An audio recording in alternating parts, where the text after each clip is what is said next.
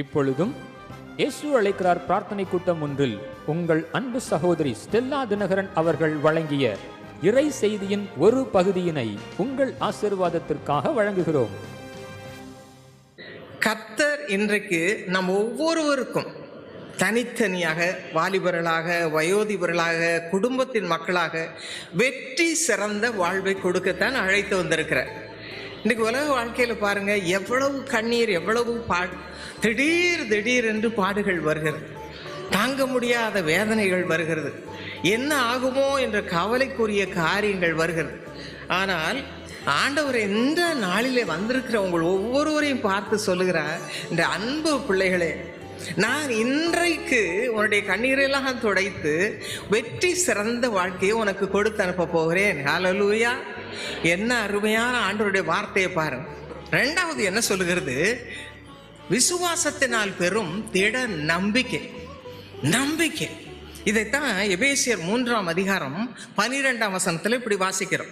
கர்த்தராகிய இயேசு கிறிஸ்துவை பற்றும் விசுவாசத்தால் அவருக்குள் நமக்கு தைரியமும் திட நம்பிக்கையோட தேவனிடத்தில் சேரும் ஸ்லாக்கியமும் உண்டாயிருக்கிறது.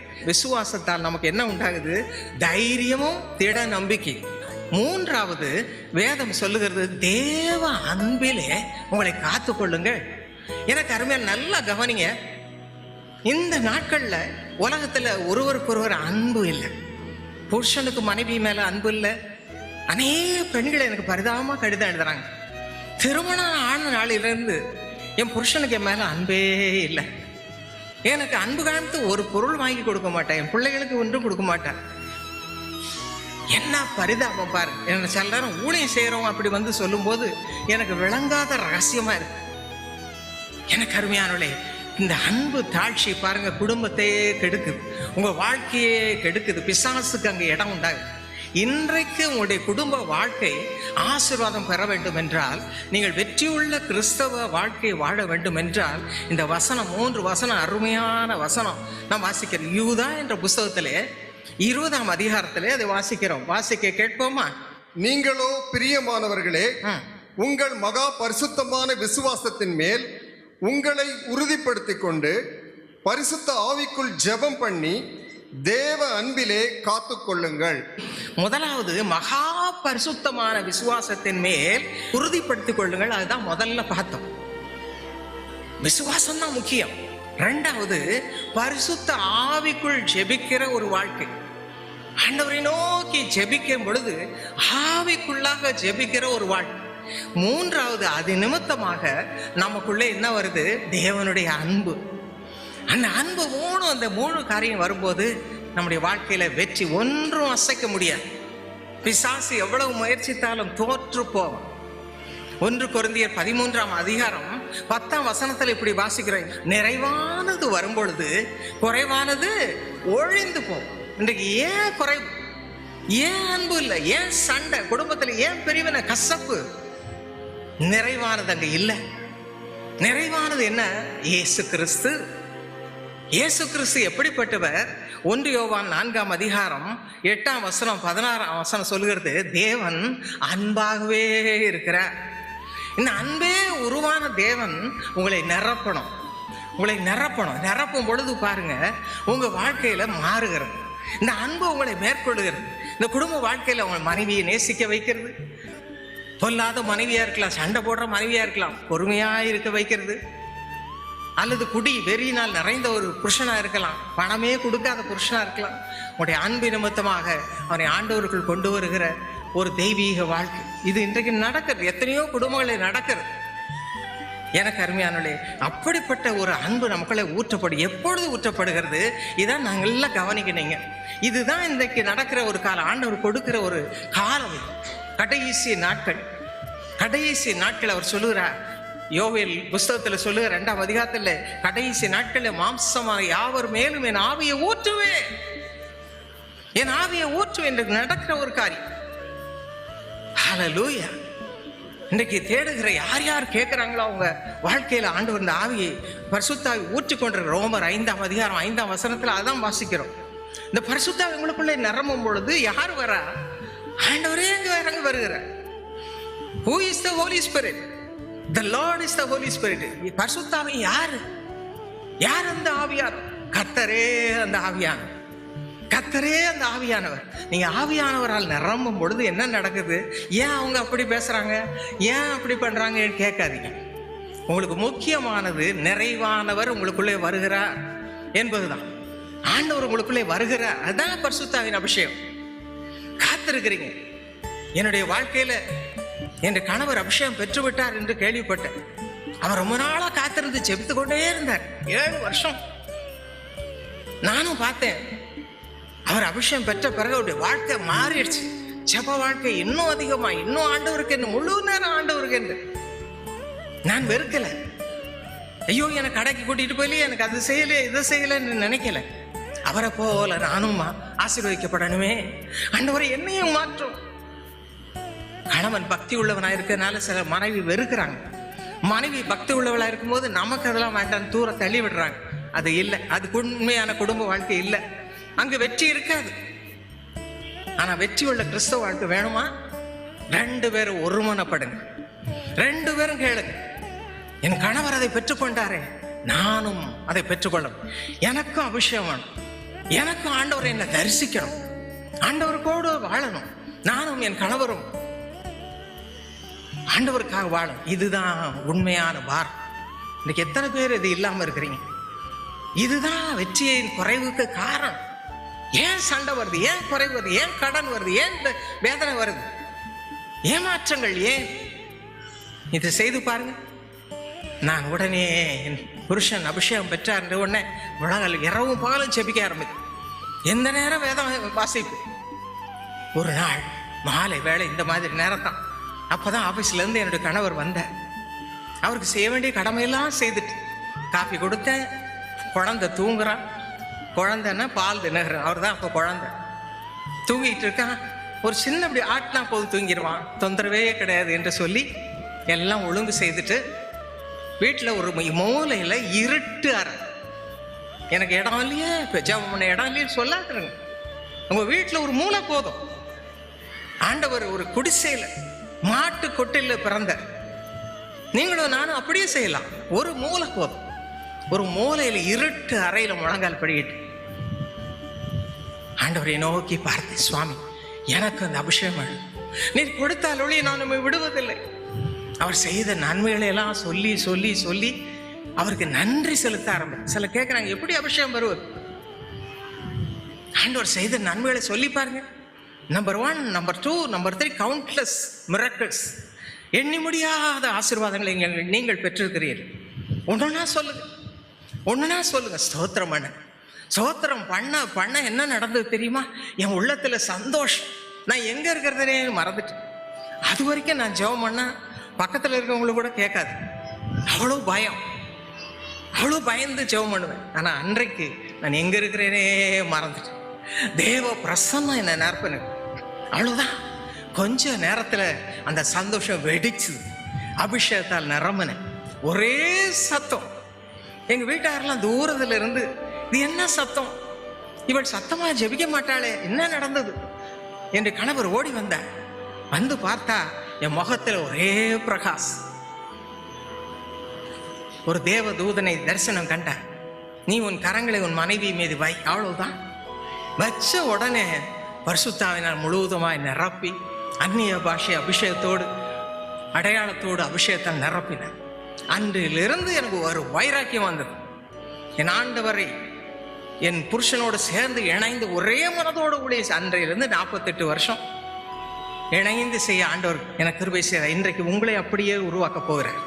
ஒவ்வொரு குடும்பம் இன்னைக்கு பிரிவினை இருக்கலாம், கசப்பு இருக்கலாம், பிரிந்து வாழ்ந்திருக்கலாம். இன்றைக்கு ஆண்டவர் உங்களுக்கு இணைக்க போகிறார் தம்முடைய அன்பினால். இது ஒப்பற்ற அன்பு, விசுவாசத்தோடு கூடிய அன்பு, பரிசுத்தாவின் நிறைவினால் உண்டாகிற அன்பு. இந்த அன்பு இல்லாம இருக்கிறோமா? இல்லாம இருக்கும்போதுதான் வெறுப்பு, கசப்பு இதெல்லாம் இருக்கும். எனக்கு அருமையானே, இன்றைக்கு இந்த மாலை வேளையில நீங்க ஆண்டவர்கிட்ட அப்படியே பேசு. எனக்கு வேணும் சுவாமி, நானும் என் குடும்பத்தில் என் புருஷனும் சேர்ந்து இப்படியே ஒரு மனதோடு ஜெபிக்கணும். நாங்கள் எங்க வீடும் ஒரு ஆலயமாக மாறணும். ஆலயம் தேவன் தங்குகிற ஆலயமாக மாறணும். கேட்டு பாருங்க. இன்றைக்கு அந்த ஆசீர்வாதத்தை பெற்றுக்கொள்வோம். எத்தனை பேர் விசுவாசிக்கிறீங்க? எத்தனை பேர் விசுவாசிக்கிறீங்க? ஆனா விசுவாசித்தீர்களான இன்று என்று என்று இந்த ஆசீர்வாதத்தை பெற்றுக்கொள்வீர்கள். மற்றவர்களுக்கு முன்பாக கர்த்தர் உங்களை ஆசீர்வதிப்பார். 1 கொரிந்தியர் 13ஆம் அதிகாரம் 4 முதல் 7 வாசிங்க பார்க்கலாம். அன்பு நீடிய சாந்தமும். அன்பு வரும்போது நமக்கு என்ன வருது பாருங்க, நீடிய சாந்தம், தயவு. அன்புக்கு பொறாமை இல்லை. பொறாமை கிடையாது. அன்பு தன்னை புகழாது. தன்னை புகழாது. இருமாப்பாய் இராது. இருமாப்பாய் இராது. அயோக்கியமானதை செய்யாது. அயோக்கியன்றத பேச்சே இருக்காது. தற்பொழிவை நாடாது. தற்பொழிவை நாடாது. சினம் அடையாது. சினம் அடையாது. தீங்கு நினையாது. தீங்கு நினையாது. பாருங்க, இதெல்லாம் நம்மகிட்ட இருக்குது. இந்த குணம் எல்லாம் இருக்கு நம்மகிட்ட. ஆனா பரிசுத்த ஆவியின் மூலமா வருகிற அன்பு உங்களுக்குள்ள ஊற்றப்படும் பொழுது உங்கள் வாழ்க்கையே மாறுகிறது. அந்த 3 வசனம் 4 இருந்து 7 வரைக்கும் வீட்டில் போய் வாசித்து பாருங்க. 1 கொரிந்தியர் 13ஆம் அதிகாரம் 4 முதல் 7 அந்த ஆசீர்வாதத்தை அப்படியே பொழிய செய்கிறேன். இதனால நீங்க என்ன செய்யறீங்க? கர்த்தருக்கு நான் என்ன செய்யட்டும், நான் என்ன செய்யட்டும், என் குடும்பத்தை மட்டுமல்ல மற்ற குடும்பத்திற்கும் நான் ஆறுதலின் மகளாக மாறட்டும். அப்படி மாறின ஒரு அன்பு சகோதரி சிஸ்டர் எஸ்தர் அருள்தாஸ். இவங்களை பாருங்க, இவங்க ஊழியக்காரி, இந்த அன்பினால் நிரம்பினவங்க, அநேகர் அன்புக்குள்ள நடத்துறவங்க. அவங்க என்ன சொல்றாங்கன்னு கேட்போமா? என்னுடைய பெயர் எஸ்தர் அருள்தாஸ். இயேசு அழைக்கிற நற்செய்தியாளராக இப்பொழுது இருக்கிறேன். ஆண்டவரை அறியாத குடும்பத்திலே பிசாசின் போராட்டத்திலே பல ஆண்டுகள் அலைக்கழிக்கப்பட்டேன். சிறு வயதில் தாய் அன்பு இல்லை, தகப்பன் அன்பு இல்லை. அன்பு என்றால் என்னவென்று தெரியாமல் நான் திக்கற்றவளாய் அனாதை போல் வாழ்ந்தவள்.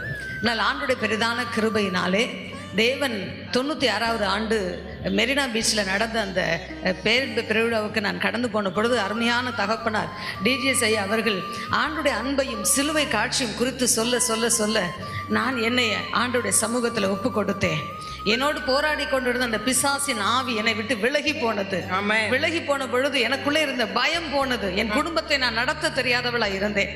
ஆனால் அன்றைக்கே ஆவியானவர் என்னை நிரப்பி இருக்கிறார். எனக்கு அது தெரியல. இந்த மாதிரி கூட்டத்தில் உங்களை போல நான் சாதாரணமாக உட்கார்ந்துருந்தேன். ஆனால் ஆவியானவருடைய தொடுதலை எனக்கு தெரியாமல் நான் கடந்து போனேன். ஆனால் என்னுடைய வாழ்க்கை மாறினது. ஒரு தாய் சொல்லிக் கொடுக்கிறது போல, ஒரு தகப்பன் சொல்லிக் கொடுக்கிறது போல ஆவியானவர் குடும்பத்தை நடத்த சொல்லிக் கொடுத்தார். எப்படி கணவனோடு பேச வேண்டும், எப்படி கீழ்ப்படிய வேண்டும் என்று சொல்லிக் கொடுத்தார். அதே போல இன்னும் ஒரு பெரிய கிருபை அன்பு தாயார் நடத்துகிற எஸ்தர் ஜெபக்குழுவில் இணைந்து அவர்களோடு ஜெபிக்கிற பாக்கியத்தை கொடுத்தார். நான் அன்பு தாயார் சொன்னது போல இருட்டு அறையில் அவங்க ஜெபிச்சது போல என்னுடைய வீட்டு கிச்சனில் ஒரு நபர் தான் நிற்க முடியும். அங்கே ஒரு அம்மிக்கல் போட்டிருப்பாங்க. அந்த அம்மிக்கலுக்கு பக்கத்தில் முழங்கால் போட்டு நான் கேட்பேன், கர்த்தரோடு சேர்ந்திருக்கிறவன் அவரோடு ஒரே ஆவியா இருக்கிறான்னு வேதம் சொல்லுகிறதே. அம்மா அடிக்கடி அதை சொல்லுவாங்களே, எனக்கு அபிஷேகம் வேணும்ப்பா, எனக்கு அபிஷேகம் வேணும், எனக்கு அபிஷேகம் வேணும், என்ன ஆண்டவருக்குள்ள இன்னும் நான் பூரணப்படணும். அந்த ஒரு தாகத்தை கொடுத்தார். இன்னும் நான் உமக்குள்ள கீழ்ப்படியணும், இன்னும் உமக்குள்ள உங்களுடைய மகிமையை நான் பார்க்கணும்னு சொல்ல சொல்ல துதிக்க சொன்னார் ஆவியானவர். துதிக்கிறேன் ஆண்டவரே, உண்மை ஸ்தோத்தரிக்கிறேன் ஸ்தோத்தரிக்கிறேன், உமக்கு நன்றி சொல்றேன் நன்றி சொல்றேன் போது ரபன்னு அப்படியே அந்நிய பாஷையில் ஆண்டவர் வார்த்தையை கொடுக்க ஆரம்பிச்சார். அன்றைக்கு பேச அந்த கிருபை கொடுக்க கொடுக்க கொடுக்க ஆவியிலே பெருக பெருக பெருக ஆத்தும பாரத்தை கொடுத்தார். இயேசு அழைக்கிற ஊழியத்தில் வந்து நானும் ஏதாவது செய்ய வேண்டும் என்று ஆத்துமாக்களுக்காய் பாரப்பட்டு ஜெபிக்க ஆரம்பித்த பொழுது ஆண்டவர் ஊழிய கிருபைகளை கொடுத்தார். விசேஷமாக அந்த பயிற்சி முகாமில் நான் கலந்து கொண்ட பொழுது கிருபை வரங்களை குறித்து சொல்ல சொல்ல எனக்கு வேண்டும் ஆண்டவரே, இதுவரைக்கும் நான் பிரயோஜனம் இல்லாமல் பாத்திரமாய் வாழ்ந்தது போதும், இந்த அபிஷேகம் பெற்ற நான் மற்றவர்களுக்கு பிரயோஜனமுள்ள ஒரு பாத்திரமாய் வாழணும் வாழணும்னு சொல்லி கலங்கின ஆண்டவர் சமூகத்தில் ஜெபித்த பொழுது அந்த கிருபையை ஊற்றினார், வரங்களை கொடுத்தார். இன்னைக்கு கிருபையாய் இன்னைக்கு எஸ்தர் ஜெபக்குழு மூலமா ஆண்டவர் உங்க மூலமா அன்பை எப்படி வெளிப்படுத்துகிறார்? ஏன்னா எங்க இடத்துக்கு வருகிற மக்களோடு இணைந்து நாங்கள் ஜெபிக்கும் பொழுது அந்த ஒவ்வொரு ஜெப குறிப்புக்கும் ஜெபிக்கும் பொழுது அந்த அந்த இடத்துல நான் நிற்கிறது போல உணர்கிறேன். நான் நிற்கிறது போல உணர்ந்து ஜெபிக்க வைக்கிறார். மற்றவர்களையும் இந்த ஊழியத்தில் உற்சாகப்படுத்த வேண்டும் என்று சொல்லி எனக்கு பாரத்தை கொடுக்கிறார். அப்படி பாரத்தை கொடுத்து ஜெபிக்க வைக்கும் பொழுது அநேகருக்கு ஆசீர்வாதமாக நிறுத்தி வைத்திருக்கிறார். அதற்காக நான் அன்பு தாயாருக்கும் இயேசு அழைக்கிற ஊழியத்திற்கும் நன்றி உள்ளவளா இருக்கிறேன். எனக்கு அருமையானவர்களே, இன்றைக்கு நாமும் கூட இந்த அன்பை நம்முடைய வாழ்க்கையிலே கொண்டவர்களா வீட்டுக்கு போறோம். ஹல்லேலூயா! உங்க வீட்டுல ஒரு மனதை கொடுக்க போகிறேன். உங்க வாழ்க்கையில இந்த அன்பை கொடுக்க போகிறேன். என்னுடைய வீட்டுல கூட என்னை நான் ஆண்டவருக்கு முதல்ல சகோதரர் தினகரனோடு சேர்ந்து ஒருமித்து வைராக்கியமா 2 பேரும் ஆண்டவரை நேசித்தோம், ஊழியம் செய்ய ஆரம்பித்தோம். அவங்களுக்கெல்லாம் விளங்கல, இது பைத்தியக்காரத்தனம் என்று பகடை செய்தார். எவ்வளோ கேலி, பரிகாசம், நிந்தனை. நீங்க கூட அப்படி போய் கொண்டிருக்கலாம். நானும் என் கணவர் மட்டும் இணைந்து ஆண்டவரை தேடினோம். அந்த நேரத்தில் தான் எங்களுக்கு வறுமை வந்தது. எல்லாம் நல்லா வாழ்ந்து கொண்டாங்க, நாங்களும் வறுமையில் கஷ்டப்பட்டோம், அதிக கஷ்டப்பட்டோம். அப்போ அவங்க சொன்னாங்க, இதனால தான் உங்களுக்கு இப்படியெல்லாம் கஷ்டம் என்று சொன்னார். நாங்களும் வாயே திறக்காமல் ஆண்டவரையே பார்த்து அவர்களில் அன்பு கூர்ந்தவர்களாக, விசேஷமாக நான் என் உடன் பிறந்தாருக்காக பாரத்தோடு ஜெபித்து வந்தேன். இன்றைக்கு அதுதான் நீங்கள் செய்ய வேண்டிய காரியம். இந்த அன்பினால் நிரம்பி உங்களுடைய குடும்பத்தாருக்காக வேண்டுதல் செய்யுங்க. இந்த சகோதரி சொன்ன சாட்சியை போல நீங்கள் செய்யுங்க. இன்றைக்கு கர்த்தர் அப்படிப்பட்ட ஒவ்வொருவரையும் உங்கள் கையில் கொடுக்க போகிறார். உங்களைப் போல அவர்களும் ரட்சிக்கப்பட்டு ஆண்டவருக்கென்று குடும்பமாக நீங்கள் வாழ போறீங்க. உங்கள் குடும்பத்தில் சமாதானம், சந்தோஷம் வரப்போகுது. எல்லாரும் வேடிக்கை பார்த்துட்டு இருந்தாங்க. எவ்வளவு நாள் என் கணவர் சுகையினமான போது சொன்னாங்க, உனக்கு நல்லா வேணும், நல்லா வேணும் என்று சொன்னார். ஆனால் நாட்கள் கடந்த என் கணவர் சுகம் பெற்று எழுந்தார். அது மட்டுமல்ல, ஆண்டவர் பதவி உயர்மை மேல் பதவி உயர கொடுத்தார். எல்லாருக்கும் மேலே தூக்கினார். சொந்த வீட்டை கொடுத்தார். பேங்க்ல இருந்தே சொந்த வீடு கட்டும்படியான கிருபையை கொடுத்தார். கார் வாங்கி கொடுத்தார். எல்லாம் பேங்க்ல இருந்து. ஆசீர்வாதத்தின் மேல் ஆசீர்வாதம். அப்படித்தான் உங்களுக்கும் இன்றைக்கு கொடுக்க போகிறார். எல்லாருக்கும் முன்பாக நிந்தனையில் இருக்கிறீங்களா? அவமானத்தில் இருக்கிறீங்களா? கடனில் இருக்கிறீங்களா? பகடி பண்றாங்களா? கொஞ்ச நாள், இன்னும் கொஞ்ச நாள் நீங்கள் ஆண்டவர் ஆவியினால் நிரம்பி, அன்பினால் நிரம்பி அவர்களுக்காக ஜெபிங்க. அவ்வளவுதான். நான் அப்படிதான் செய்தேன். அன்பு காண்பித்தேன், சிரித்து கொண்டே இருந்தேன், அன்பு காண்பித்தேன். இன்றைக்கு என்னுடைய குடும்பத்தார் எல்லாம் எங்களுக்கு பின்னால் நின்று என்ன செய்யணும், ஆண்டவருக்காக என்ன செய்யணும் என்று என்னை கனப்படுத்துகிறார். உங்களையும் அப்படியே கர்த்தர் ஆசீர்வதிப்பார். குடும்ப வாழ்க்கையில் இன்றைக்கு சண்டையெல்லாம் மறைந்து போகிற நாள். உங்கள் வாழ்க்கையில் பிரிவினையெல்லாம் மறைந்து போகிற நாள். உங்கள் மனைவி உங்களை தேடி வரப்போறாங்க. உடைய கணவர் தேடி வரப்போகிறார். சந்தோஷம், சமாதானம், தேவ அன்பு, ஆண்டோடைய அபிஷேகம் உங்களை நிரப்ப போகிறது. எனக்கு அருமையானவர்களே, அது மட்டுமல்ல, அபிஷேகம் நிரம்பும் பொழுது நாம் மற்றவர்களுக்கு உதவியாக மாறுகிறோம். இன்னைக்கு பாருங்க, அந்த சகோதர தினகரன் மூலமா, எங்க குடும்பத்தின் மூலமா இன்றைக்கு எவ்வளவு பேர் ஆண்டவரை அறிந்து கொண்டு, எத்தனை குடும்பங்கள்ல சந்தோஷம். நீங்க அப்படி மாற வேண்டாமா? இன்றைக்கு அதற்காகத்தான் உங்களை அழைத்து வந்திருக்கிறேன். இதுதான் வெற்றியுள்ள கிறிஸ்தவ வாழ்க்கை. நானும் என் குடும்பமும் நல்லா இருந்தா போதும் நினைக்காது. கர்த்தர் உங்களை எப்பொழுது தொடுகிறாரோ மற்றவர்களுக்காக உங்கள் வாழ்க்கையை அர்ப்பணி. விசேஷமாக இவர் சொன்னது போல பெண்களுக்கு என்று எஸ்தர் ஜெபக்குழு. இன்றைக்கு பாருங்க, 1300க்கு மேல குரூப்ஸ் இருக்கு. ஒழுங்கா ஜெபிக்கிறவங்க உலகம் எங்கும், இந்தியா முழுசும், ஸ்ரீநகர்ல கூட இருக்கிறாங்க, கன்னியாகுமரி வரைக்கும் எல்லா பக்கமும் பெண்கள் ஜெபிக்கிறார். ஏன் ஜெபிக்கிறார்? மற்றவர்களுக்காக. இந்த இவ்வளவு பெண்களை நான் பார்க்கிறேன். நீங்கள் உங்கள் நேரத்தை எப்படி செலவழிக்கிறீர்கள்? ஆண்டவருடைய அன்பு நிரப்பும் பொழுது மற்றவர்களுக்காக வேண்டுதல் செய்ய கற்றுக்கொள்ளுங்க. எஸ்தர் ஜெபக்குழுவில் ஜெபிக்கிறவங்க விரும்புறவங்க எனக்கு எழுதுங்க. அன்பானவர்களே, ஆண்டவர் உங்களையும் இப்படிப்பட்ட உயர்ந்த அனுபவத்துக்குள்ளாய் நடத்த வாஞ்சியோடு காத்து கொண்டிருக்கிறார். நீங்களும் எஸ்தர் ஜெபக்குழுவில் இணைந்து ஜெபிக்க விரும்புவீர்களானால் திரையில் காண்கிற எங்கள் விலாசத்தோடு கடிதம் மூலம், தொலைபேசி, இமெயில் மூலம் தொடர்பு கொள்வீர்களானால் நாங்கள் உங்களுக்கு உதவி செய்கிறோம். கர்த்தர் தாமே உங்களை ஆசீர்வதிப்பாராக. எனக்கு அருமையானவர்களே, ஜெபித்து நம்முடைய அன்பை மற்றவர்களுக்கு சொல்லுவோம். ஆண்டவருடைய அன்பை வெளிப்படுத்தும். அப்போ நம்முடைய குடும்ப வாழ்க்கையில செழிப்பு உண்டாகும்.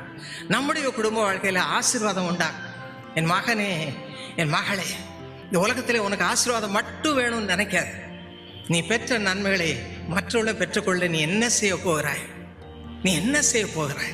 இன்றைக்கு அபிஷேகத்தில் நிரப்புவார். இந்த அபிஷேகம் உங்களை நிரப்பும் பொழுது ஆவியானவர் உங்களுக்கு சொல்லிக் கொடுப்பார். இது செய், அதை செய். அப்படி மற்றவர்களுக்காக பிரயோஜனமான ஒரு தாயாக, தகப்பனாக, சகோதரனாக, சகோதரியாக, குடும்பமாக உங்களை மாற்றப் போகிறார். இந்த பாடலை கேட்போம். அதற்கு பிறகு நாம் இதற்காக ஜெபிப்போம். இந்த பாடலை கேட்போமா?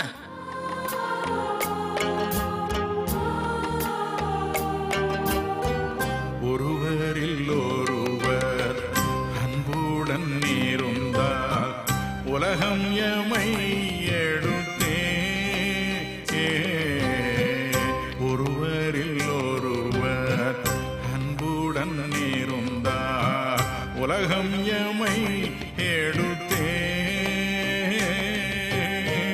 இயேசுவின் சீடர்கள் இவர்கள் அந்த மெய்யை சாட்சி சாட்சி பகர்ந்திடுமே,